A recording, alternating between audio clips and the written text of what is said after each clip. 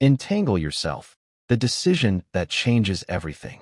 Have you ever noticed that the difference between the person who becomes successful and the person who spends their entire life dreaming about success is not talent, not luck, and not even intelligence? The difference is a single decision. A crazy decision. A decision that seems irrational at first. A decision that forces you to commit before you feel ready. Think about it for a moment. How many times have you told yourself, "I'll start tomorrow"? How many times have you waited for the perfect moment, the perfect circumstances, the perfect plan? And how many times did that tomorrow arrive, only to pass without you taking a single step forward? The book we are exploring today, Entangle Yourself, is not an ordinary self-development book. It is not a collection of pleasant tips you read and forget. It is a slap in the face, a slap delivered through wisdom, science, and centuries of accumulated human experience. A slap that tells you with brutal clarity, stop waiting and entangle yourself now. In this video, we will walk together step by step through the chapters of this profound book.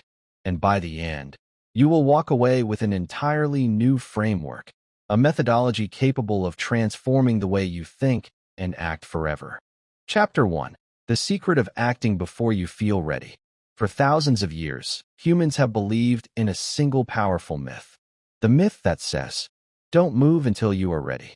Your mind whispers the same advice. Wait until you learn more. Wait until you save more money. Wait until you plan better. Wait until you feel confident. And during all that waiting, years quietly slip away.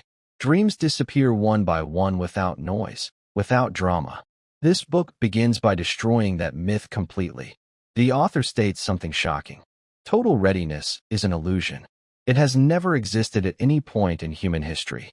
Every great person you admire, every inventor who reshaped the world, every entrepreneur who built an empire, every writer who left a legacy, started before they were ready.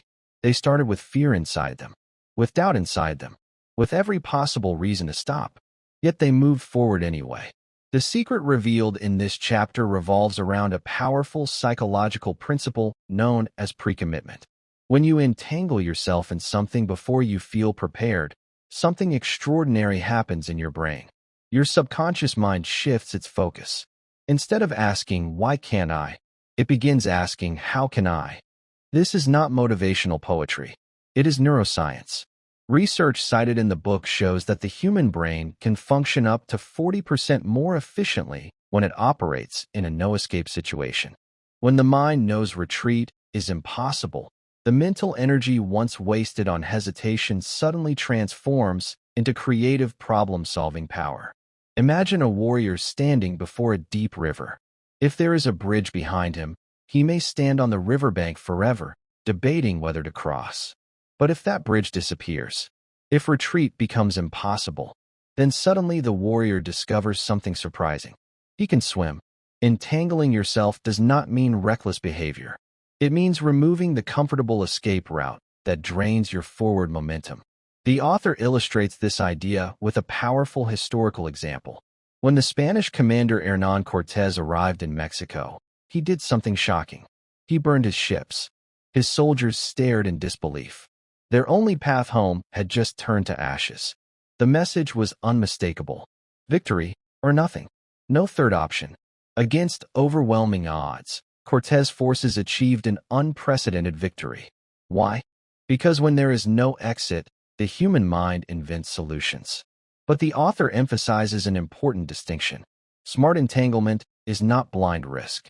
It is a deliberate first step that makes moving forward easier than retreating. The difference between courage and recklessness is simple. Courage knows where it is going, even if it doesn't yet know how to get there. The chapter ends with a powerful question that can transform everything. What is one action you could take right now that would make retreat harder than progress? Maybe it's announcing your goal publicly. Maybe it's paying for a program or course.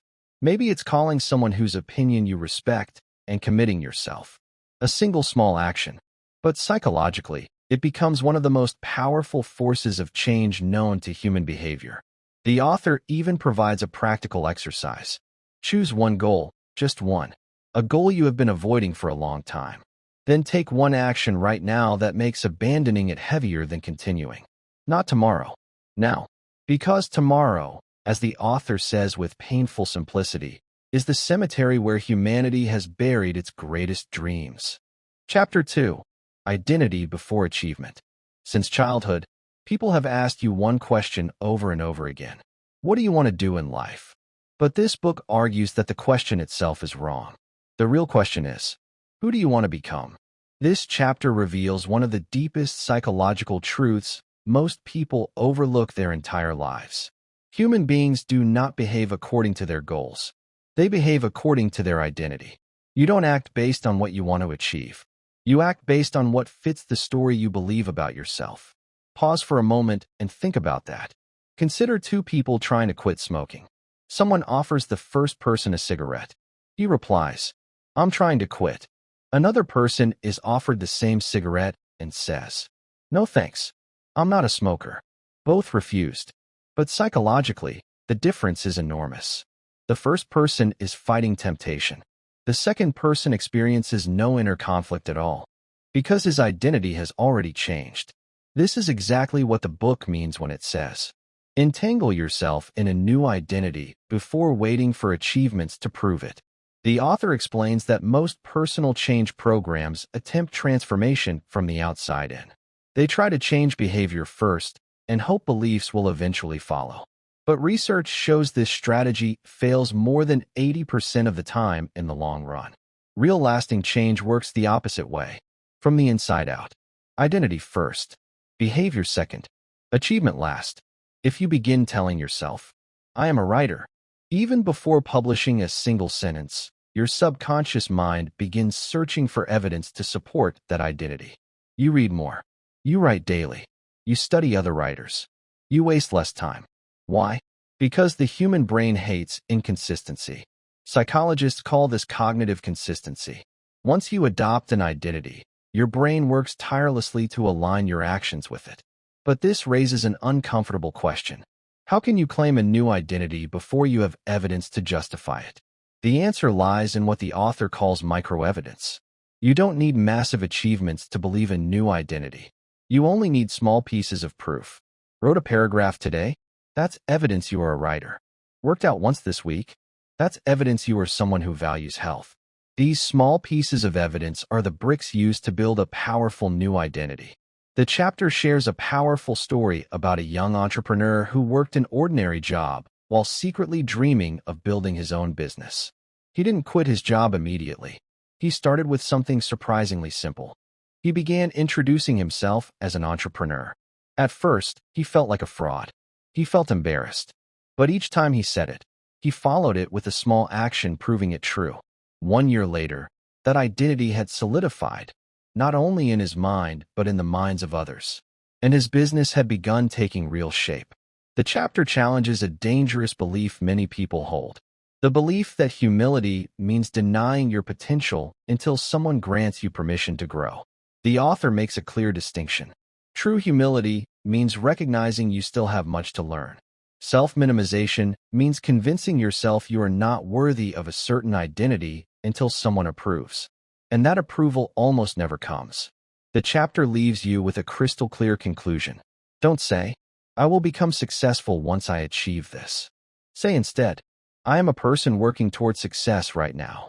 Declare it. Act according to it. And watch how your mind quietly redraws the path before you. Identity first. Achievements follow. Chapter 3. Burning Your Internal Ships. In Chapter 1, we learned why we must commit before feeling ready. In Chapter 2, we discovered how identity shapes behavior. Now Chapter 3 goes even deeper and introduces a bold concept. Burning your internal ships. You may remember the story of Cortez burning his ships. But the author asks a more uncomfortable question. What if your real obstacle isn't external circumstances? What if the ships you need to burn exist inside your mind? What if the escape routes keeping you stuck are not physical options, but ideas, beliefs, and mental habits? This chapter explores what the author calls mental escape plans. Thoughts such as, if this business fails, I can always go back to my old job. If this relationship fails, I can leave. If this path doesn't work, I'll just try something else. These thoughts sound reasonable. They sound wise. But the author exposes them as one of the most dangerous enemies of decisive action, because they prevent your brain from entering full commitment mode. Neuroscience shows that when your brain knows a comfortable exit exists, it dedicates part of its cognitive energy to monitoring that exit. That mental energy is stolen from your creativity and focus. Every escape plan carries a hidden cognitive tax. You pay it daily without noticing. However, the author draws an important distinction. There is a difference between emergency planning and emotional escape planning. Emergency planning is wise and necessary. Savings, backup strategies, risk management. But emotional escape plans exist primarily to reduce psychological pressure. They comfort you emotionally while sabotaging you practically. The chapter also references sports psychology. Elite athletes are not necessarily less afraid before major competitions. Often they are more afraid. The difference is total alignment. When they step into the arena, there is no scenario in their minds except victory, not arrogance. Focus. The chapter then explains 3 ways to burn your internal ships. First, radical honesty. Write down the escape plans you secretly keep. Second, public commitment. When others witness your promise, retreat becomes socially expensive. Third, replacement, not deletion. The brain cannot operate in a vacuum. If you remove an escape plan, you must replace it with a vivid vision of the future you want. The chapter ends with a powerful statement. True freedom does not come from having many options. True freedom comes from choosing one path and releasing all the others with full awareness. Because endless options are often just another form of imprisonment. Chapter 4. The fear that guides you.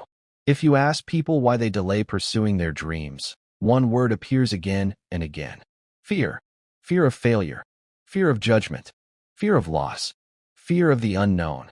Our culture often treats fear as the ultimate enemy of success, something to eliminate before taking action. But this chapter completely flips that belief. The author argues, fear itself is not your problem.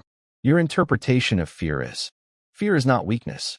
It is an incredibly sophisticated survival system developed over hundreds of thousands of years. When you feel fear, your brain releases adrenaline and cortisol. Your heart rate increases. Your attention sharpens. Your body prepares for action. This system saved your ancestors from predators and danger countless times. The only problem today is that your brain cannot easily distinguish between a real-life threatening threat and something like starting a business or speaking in public. So the author asks a powerful question. What if fear is not a stop sign, but a direction sign? Research in sports psychology shows that elite athletes do not feel less anxiety before competitions. They simply interpret it differently. When professionals feel nervous, they think, my body is preparing. Amateurs think, I'm not ready. Same physical sensation, completely different outcome. Psychologists call this cognitive reframing. Studies from researchers at Harvard University show that participants who were taught to reinterpret anxiety as readiness performed significantly better under pressure than those who tried to calm themselves down. The chapter also introduces another concept: useful fear versus paralyzing fear. Useful fear motivates preparation, learning, and action. Paralyzing fear creates endless thinking without movement. The author suggests a simple test. Ask yourself, does this fear push me toward preparation and action? If yes, it is healthy fear. If it traps you in endless hesitation, it must be confronted differently. Finally, the author presents one of the most beautiful ideas in the book. Courage is a muscle. Courage does not mean the absence of fear. It means acting while fear is present. Every time you act despite fear, your brain learns something important. This did not destroy me. Slowly, your brain recalibrates its fear response. And the chapter ends with a powerful reminder. Do not wait for fear to disappear before acting. Act while you are afraid. Because fear that accompanies action becomes fuel, but fear that accompanies hesitation becomes a prison. Chapter 5. The Power of Public Commitment. There is a massive difference between someone who hides their goals quietly in a private notebook and someone who declares their goals openly to the world. At first, the quiet person might appear wiser. After all, if they fail, no one will know. But science tells a different story. People who publicly commit to their goals are significantly more likely to achieve them. This phenomenon is known in psychology as social commitment. When you announce a goal to others, your internal motivation gains a powerful external dimension. You are no longer accountable only to yourself. You are accountable to everyone who heard your declaration. Humans are deeply social beings. Research shows that the fear of social embarrassment can influence behavior even more strongly than financial incentives. A famous study from Dominican University of California followed hundreds of participants pursuing personal goals. Those who wrote down their goals and shared them with friends were 32% more likely to achieve them. Not because writing goals is magical, but because the goal transforms from a private thought into a witnessed commitment. However, the author warns about an important distinction. There are two kinds of public declarations. The first is performative announcement.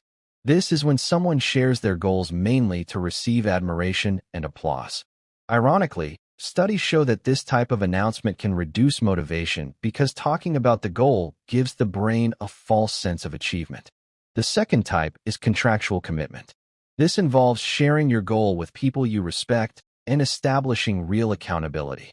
The author recommends choosing an accountability partner, someone who will not simply cheer you on, but who will ask difficult questions about your progress. This deeper social structure transforms intention into responsibility, and it reminds us of a simple but profound truth. Human beings achieve their greatest accomplishments not in isolation, but in connection with others.